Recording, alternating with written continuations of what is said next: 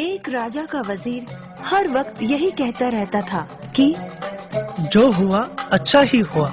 एक बार उसके बेटे की टांग किसी दुर्घटना में चोटिल हो गई और टांग को काट देना पड़ा। तब भी वह बोला, जो हुआ अच्छा ही हुआ। राजा बोला, तुम भी क्या बोलते रहते हो, इसमें भला क्या अच्छा हुआ? मेरे बेटे को सारी जिंदगी अब एक ही जूता पहनने की जरूरत रहेगी, आधे खर्चे में काम चल जाएगा। राजा निरुत्तर हो गया। एक दिन की बात है, राजा तलवारबाजी का अभ्यास कर रहा था कि अचानक तलवार से उसकी एक उंगली कट गई। उंगली से खून बह रहा था। उसका हाल बेहाल था, बहुत दर्द हो रहा था, परंतु अपनी आदत से मजबूर वजीर के मुंह से निकला, जो हुआ अच्छा ही हुआ। अब तो राजा को बहुत क्रोध आया। उसने हुक्म सुनाया, इस बेवकूफ वजीर को कारागार में डाल दो।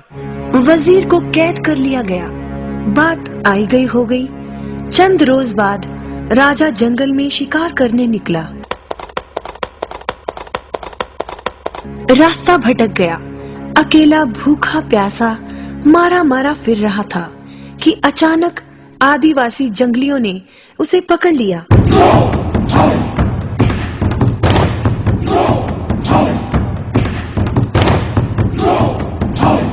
अपनी देवता को खुश करने के लिए उन्होंने राजा की बलि चढ़ाने के लिए राजा को बांध दिया।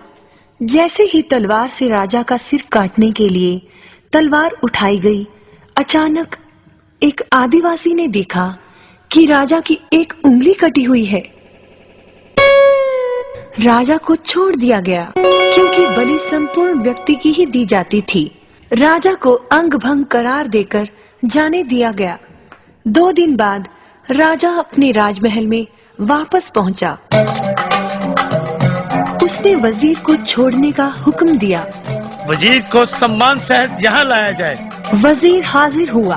तुम जो कहते थे ठीक ही कहते थे।